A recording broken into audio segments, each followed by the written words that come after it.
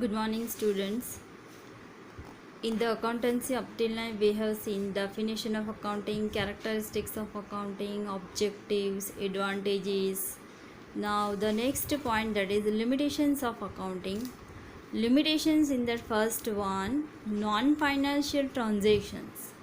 Now, see, in accounting, those transactions are recorded in the value of which can be measured in terms of money.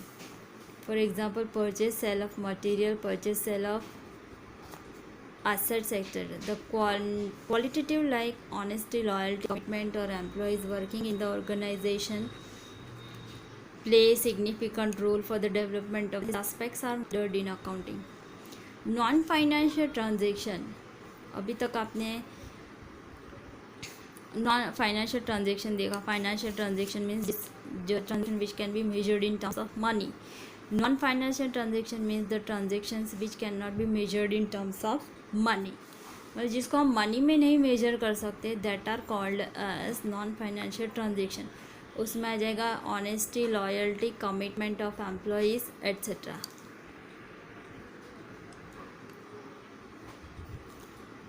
So this kind of transaction, employee की जो loyalty है, honesty है, commitment of work है, ये सब हम accounting में record नहीं कर सकते.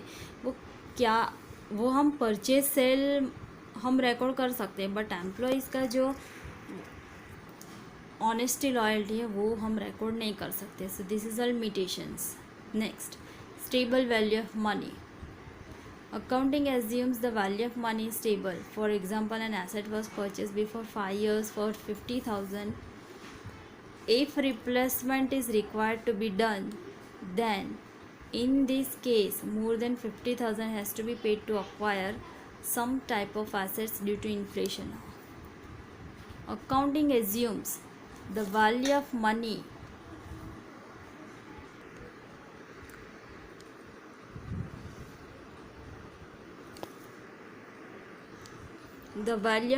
remains stable. Practically, this is not possible. A stable value of money assumption can be treated as a limitation of accounting.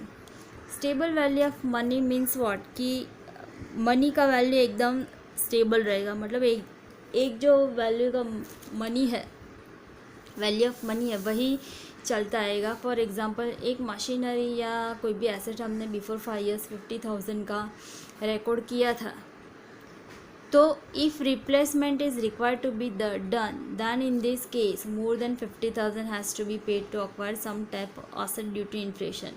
तो अगर इसके अलावा और अगर हमको कोई एसेट चाहिए, तो वो अभी तो वो 50,000 की नहीं रहेगी, पहले 50 में मिलती थी, बट अभी तो उसके अमाउंट ज़्यादा ही रहेंगे, राइट.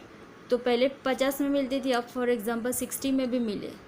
तो accounting assumes the value of money remain stable.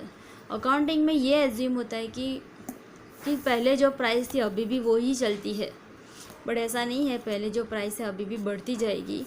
तो stable value of money, that is limitation.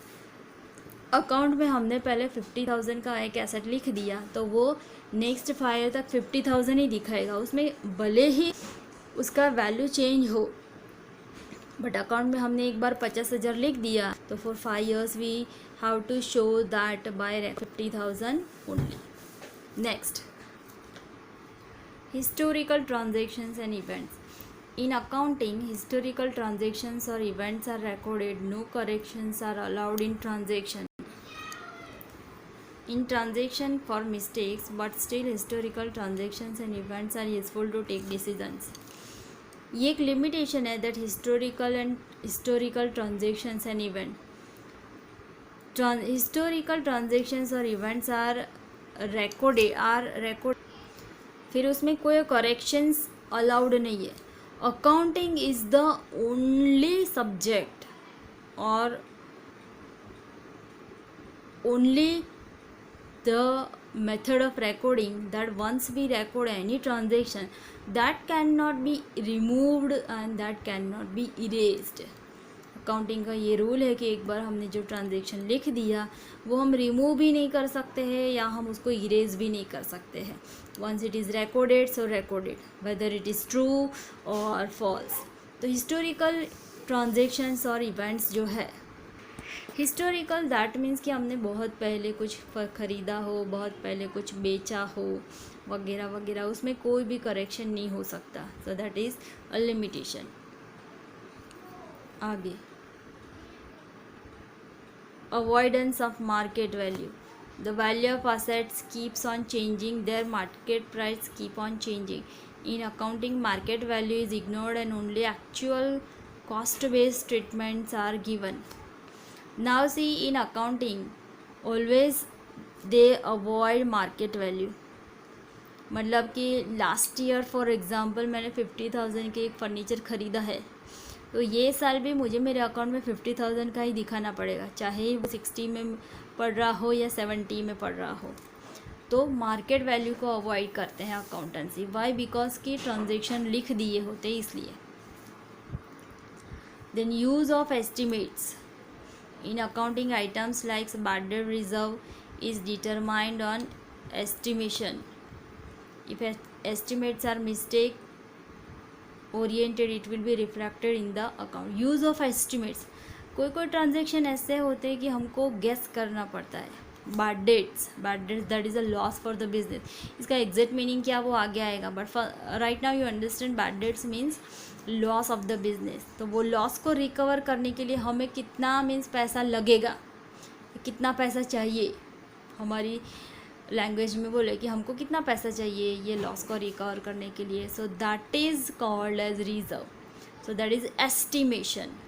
तो यूज़ हम ये ऐसे छोटे छोटे ट्रांजेक्शन में हम अपना एस्टिमेट यूज़ करके गेसिंग वर्क यूज़ करके अकाउंट लिखते हैं. So that is also a limitation. Next, dual standards. There are two important component of accounts, profit and loss account and balance sheet. Profit and loss account is prepared on current price while items of balance sheet are disclosed at an old price. This is a kind of desperate prevails. Dual standard. एक ये limitation है that in the accounting we maintain and we follow dual standards. ये P&L account है, ये balance sheet है, ये actually है क्या, ये आपको अभी तो बिल्कुल ही पढ़ना नहीं है, ये आपको आएगा पार्ट 2 में. This is related to final account. ये दो अकाउंट बनाने के बाद हमको प्रॉफिट और लॉस ऑफ द बिजनेस मिलेगा. अभी सिर्फ इतना समझ लो, right. Profit and loss and balance sheet बनाने के बाद हमको बिजनेस का प्रॉफिट मिल सकता है. तो प्रॉफिट एंड लॉस है वो करंट प्राइस पे प्रिपेयर करते हैं, अभी का जो प्राइस चल रहा है वो. बैलेंस शीट है वो पहले क्या प्राइस था, ओल्ड प्राइस क्या था उसके ऊपर बनाते हैं. इसलिए ये भी एक लिमिटेशन है कि कोई भी एक स्टैंडर्ड नहीं मेंटेन होता.